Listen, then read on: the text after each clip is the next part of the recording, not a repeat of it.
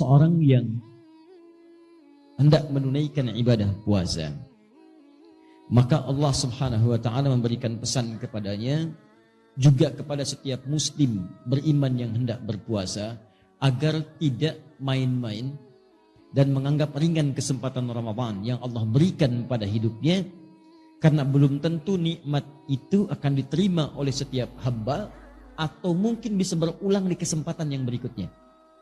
Tidak setiap orang bisa mendapatkan nikmat Ramadan, dan tidak setiap yang telah mendapatinya akan mengulangi di masa yang akan datang.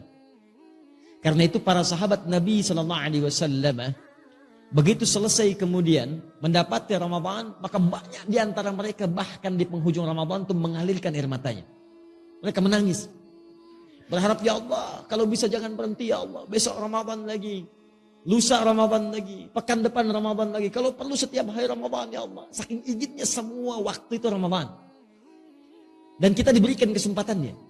Dan mereka tahu belum tentu tahun depan bisa berjumpa. Karena itu semua bermujahadah ketika akan tiba Ramadan.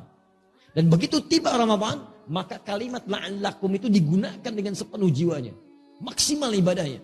Kata Ibnu Abbas radhiyallahu ta'ala anhuma, saya belum pernah melihat Rasulullah semulia ini dalam ibadahnya, selembut ini dalam sedekahnya, sebanyak ini dalam pemberiannya, kecuali saat Ramadan. Sampai angin yang berhembus sepoi-sepoi pun itu kalah amalannya oleh Nabi. Nah itu lembutnya angin itu kalah oleh lembutnya Nabi saat beraktivitas di bulan Ramadan. Lembut menghadapi orang-orang, sedekahnya bertambah, ibadahnya bertambah, interaksi dengan Qur'annya dan sebagainya. Dan orang-orang yang bukan Nabi karena melihat Nabinya serius, mereka lebih serius lagi.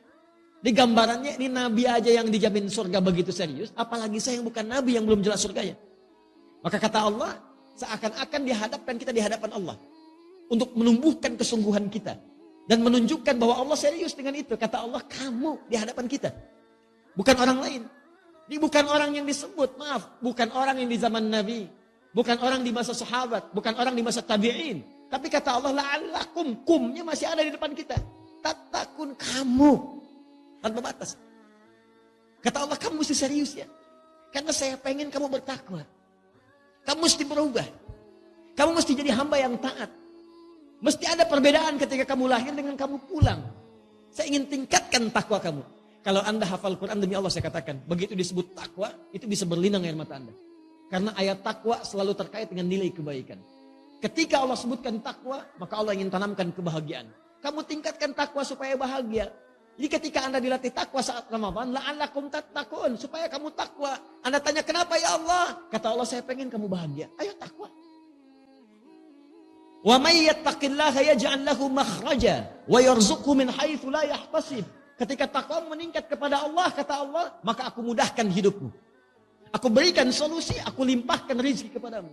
Makanya ketika Allah katakan la'allakum tattaqun, ayo serius supaya hidup kamu mudah. Ayo serius supaya rezeki kamu berlimpah. Ketika Anda puncaknya mengatakan takwa, Allah katakan wasari'u ila maghfiratin min rabbikum wa jannatin arduha as-samawati wal ardu 'iddatil lil muttaqin. Saya telah siapkan bagi orang takwa. Apa itu? Saya telah siapkan surga yang tak bernilai dunia. Batas yang enggak ada batas dunia. Saya kata Allah, saya siapkan surga luasnya seluas langit dan bumi untukmu orang takwa. Jadi orang takwa itu, kata Allah, yang berhasil menunaikan ibadah puasanya, bukan sekedar meningkat takwanya, sholatnya, infaknya, Al-Qurannya, bukan sekedar di Ramadan. Bukan cuma di awal Ramadan. Sejak puasa itu dimulai, awal pertama Ramadan.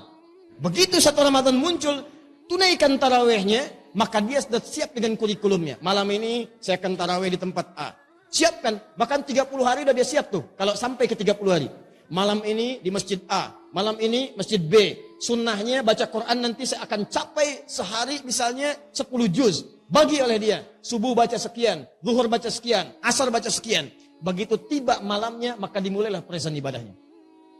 Orang takwa sudah siap. Dan yang paling menarik bukan cuma present. Continuous. Hari pertama, saf pertama. Hari kedua, saf pertama juga. Jadi meningkat terus, konsisten di situ. Hari pertama datang sebelum maghrib, nunggu di masjid. Hari kedua habis isya baru datang. Nah ini belum konsisten. Jadi kalau Anda ingin disebut dalam golongan yang ini mujahadah ini, yang serius ini dipertahankan sampai pertengahannya. Masya Allah, hari pertama, saf depan. Hari kedua, saf depan. Hari ketiga, saf depan. Hari keempat, saf depan. Hari kelima, saf depan. Sampai hari terakhir, saf depan. Nah itu yang terbaik.